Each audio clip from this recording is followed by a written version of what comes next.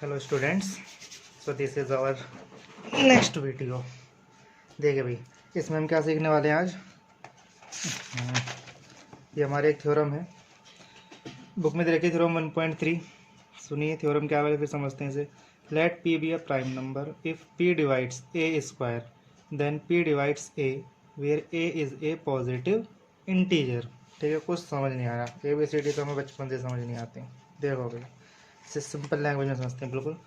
Suppose करिए कि आपके पास एक नंबर है 6, ठीक है, और एक कोई प्राइम नंबर है 2। यहाँ पर हमारा जो 2 है वो पी का काम करेगा, और जो हमारा 6 है वो ए का काम करेगा। ठीक है। अब सुनिए, ए स्क्वायर की बात हुई, अगर मैं ए स्क्वायर करूँ तो क्या बनेगा, 6 स्क्वायर 36। ठीक है, तो कहने क्या चाह रहा है वो सुन लीजिए। वो ये करेगा, अगर कोई हमारा नंबर है पी जो ए स्क्वायर को डिवाइड करे, पी मतलब 2, ए स्क्वायर मतलब 36, मतलब कि अगर 2 डिवाइड करेगा हमारा 36 को, ठीक है, तो देन पी डिवाइड से पी ए को डिवाइड करेगा, पी मतलब 2 और ए मतलब 6। सिंपल सी बात है, करेगा ही।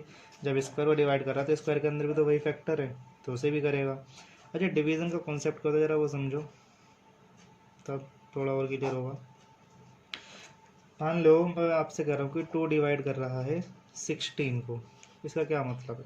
इसका मतलब ये कि 16 के अंदर एक ना एक फैक्टर ऐसा है जो 2 से डिवाइड हो जाएगा। ठीक है, एक फैक्टर ऐसा ज़रूर होगा। कौन सा फैक्टर होगा वो, हम इसे 2 इंटू 8 लिख सकते हैं, हम इसे 2 इंटू 4 इंटू 2 लिख सकते हैं, या 2 इंटू 2 इंटू 2 लिख सकते हैं। सब 16 है, 2 8 जा सारे सारे 16, ये भी 16, ये भी 16 और ये भी 16, तो सबके अंदर 2 आ रहा है, अंदर 2 2 को डिवाइड कर रहा है। ठीक है, अगर 2 नहीं भी आता, 6 8 10 वो सब भी डिवाइड होंगे। ठीक, जैसे हमारे यहाँ पर 4 है, 4 डिवाइड होगा, 8 है, 8 डिवाइड होगा। तो एक ना एक फैक्टर ऐसा जरूर मिलेगा जो हमारा 2 से डिवाइड होगा। तो यहाँ भी यही कहानी होती है। ठीक, कि अगर हम कह रहे हैं कि p डिवाइड करेगा ए स्क्वायर को, p डिवाइड कर रहा है ए स्क्वायर को, मतलब ए स्क्वायर के अंदर एक फैक्टर ऐसा है जिसे कौन डिवाइड करेगा, p डिवाइड करेगा। ठीक, तो जो फैक्टर ए स्क्वायर के अंदर है वही फैक्टर तो ए के अंदर होंगे। यहाँ देखिए 36 के अंदर किसके फैक्टर होंगे, 6 इंटू 6, मतलब 2 इंटू 3, 2 इंटू 3। तो 6 के अंदर भी तो यही होते हैं, 2 इंटू 3 सेम फैक्टर्स होते हैं। तो जो ये फैक्टर्स ए स्क्वायर के अंदर हैं वही फैक्टर्स हमारे ए के अंदर हैं। इसीलिए कॉन्सेप्ट होता है कि अगर ए स्क्वायर को डिवाइड करेगा तो ए को भी डिवाइड करेगा। क्यों, because A and A square have same factors. तो यही कॉन्सेप्ट हम यहाँ पर यूज़ करेंगे। देखिए इसे लिखना कैसे, तो सिंपल हम समझ गए, मैथमेटिकली लिखते हैं इसे। देखिए प्रूफ करते हैं। एक नंबर मान लीजिए अपने पास से कि let A equals to P1 into P2 into P3 into Pn। जैसे हमारे यहाँ पर था 2 into 3 into 2।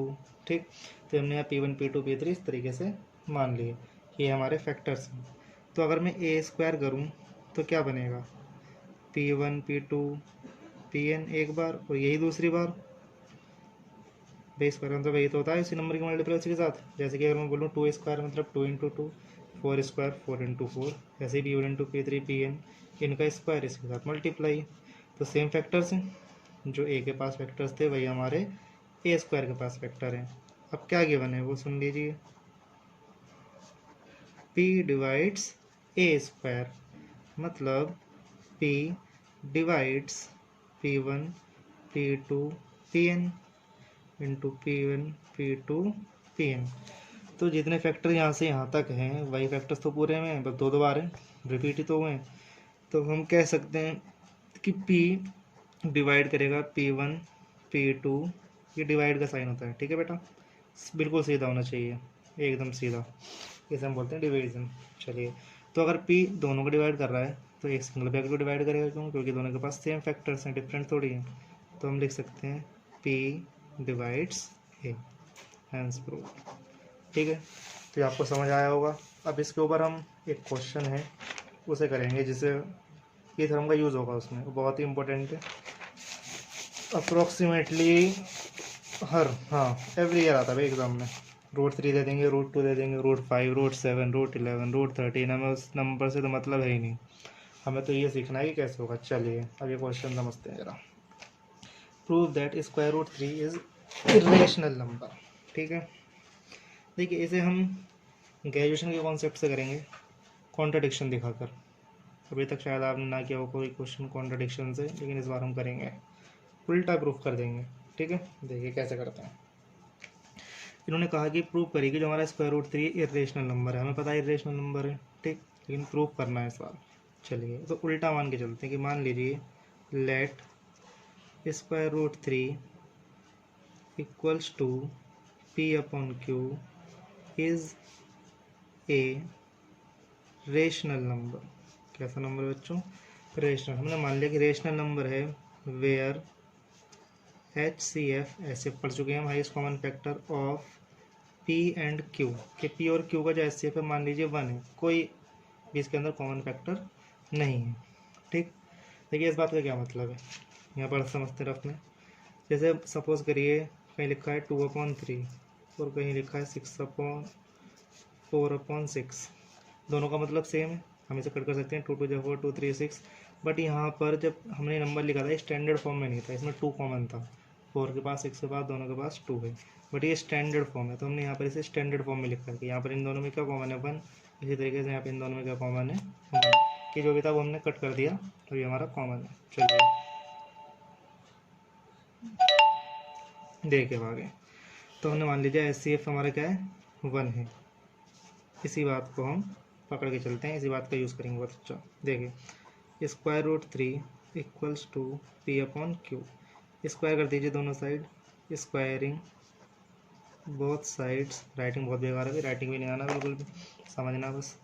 Square root 3 equal to P upon Q, जब स्क्वायर करोगे तो 3 square equal to P square upon Q square, it implies P square equals to 3Q square. अब जरा थोड़ा सा रिवाइंड जाइए, हमने लिखा था A equals to P1 P2 P3, A square equal to this, मतलब ये फैक्टर्स थे, ये क्या थे हमारे फैक्टर्स थे, तो यहाँ भी तो ऐसे ही हो रहा है। अगर पी स्क्वायर लिखा है 3 इंटू क्यू स्क्वायर, मतलब एक फैक्टर 3 है और एक फैक्टर क्यू स्क्वायर है।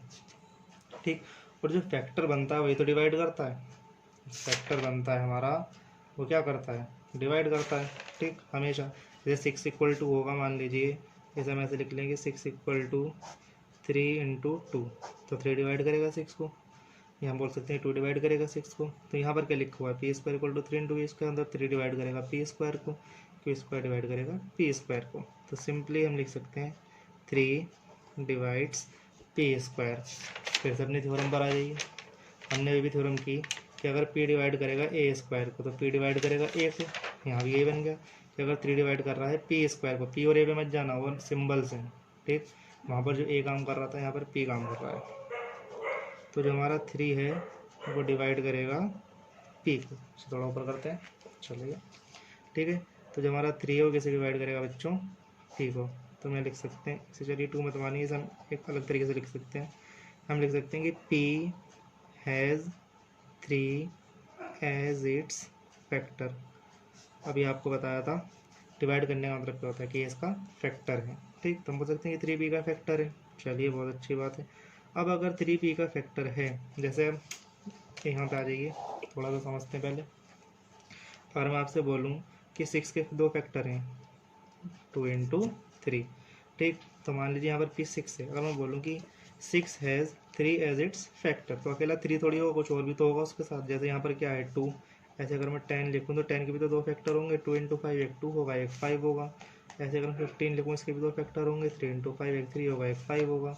ऐसे यहाँ पर अगर 3 फैक्टर है तो एक और भी तो होगा, हमें नहीं पता, तो उसे हम वेरिएबल मान लेते हैं, कुछ भी जो हमारा मन करेगा। ठीक, it implies p equals to 3m, where m is some natural number, कोई भी नंबर हो सकता है भाई, m 3 4 5 6 7 8, ठीक है, A to Z कोई भी नंबर हो सकता है। तो मान लिया हमने p इक्वल टू 3m। चलिए यहाँ पे हमने कोई इक्वेशन नहीं मानी थी, तो हम यहाँ पर इसे इक्वेशन मान लेते हैं, इसे सपोज करिए मान लीजिए कुछ भी a मान लीजिए, इक्वेशन a, ठीक है। तो ये वाली वैल्यू a में रख दीजिए, पुट इन इक्वेशन ए, चलिए रख देते हैं, देखिए क्या आएगा, 3 इक्वल टू पी की वैल्यू क्या रखनी है बेटा 3m, मतलब 3m का स्क्वायर, और अपॉन क्यू स्क्वायर, इसे क्रॉस मल्टीप्लाई कर दीजिए तो क्या बनेगा 9m स्क्वायर, 3 3 जा 9, Q square equals to 3m square. देखिए फिर वही बन गया, यहाँ पे क्या था P square equal to 3 into Q square, यहाँ क्या आ गया Q square equal to 3 into M square. तो फिर वही बात, जब 3 इसके मल्टीप्लिकेशन में आ रहा है, फैक्टर में आ रहा है, तो 3 हमारा क्यू स्क्वायर को डिवाइड करेगा। फिर थ्योरम पर जाइए, अगर क्यू स्क्वायर को डिवाइड करेगा तो क्यू को भी डिवाइड करेगा, इसका मतलब Q has 3 as its factor. देखिए अब हो गया काम। सेकंड पे आ जाइए, पहले पी के पास एक फैक्टर था 3, क्यू के पास भी एक फैक्टर था 3, और हमने मान रखा कि पी और क्यू दोनों के पास कॉमन क्या है 1। क्या माना है हमने कि पी और क्यू के पास दोनों के पास क्या कॉमन है बेटा 1। बट यहाँ तो ऐसा नहीं हुआ, यहाँ क्या हो गया कि पी के पास और क्यू के पास क्या कॉमन है 3, यहाँ भी 3 फैक्टर है, यहाँ भी 3 फैक्टर है, ठीक, यहाँ पर भी 3 फैक्टर और यहाँ पर भी 3 फैक्टर। तो हम एक बात लिखेंगे, bye 2 and 3, P and Q has 3 as their common factor। But हमने तो कॉमन फैक्टर क्या माना था बच्चों, यहाँ देखिए 1 माना था।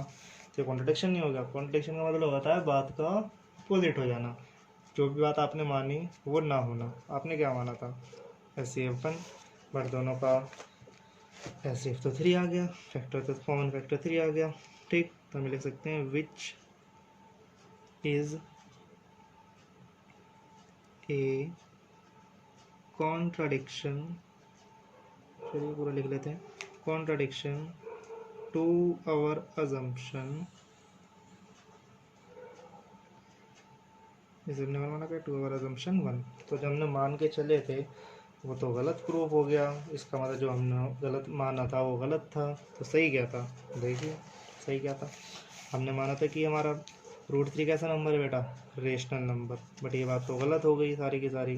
तो जब रेशनल नहीं है तो दूसरा ऑप्शन क्या बचा, इर्रेशनल, इसका मतलब √3 हमारा क्या होगा इर्रेशनल। तो हम यहाँ से लिख लेते हैं, hence square √3 is an irrational number. Square √3 कैसा नंबर है बेटा, इर्रेशनल नंबर। चलिए तो ये हमारी आज की वीडियो यहीं हम अपनी फिनिश करते हैं। इसे आप एक बार शुरू से अंत तक देख लीजिए, इसे अच्छे से नोट कर सकें ताकि आप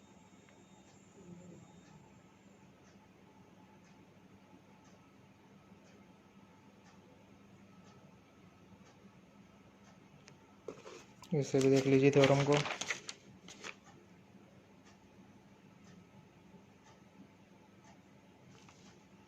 चलिए, थैंक यू वेरी मच।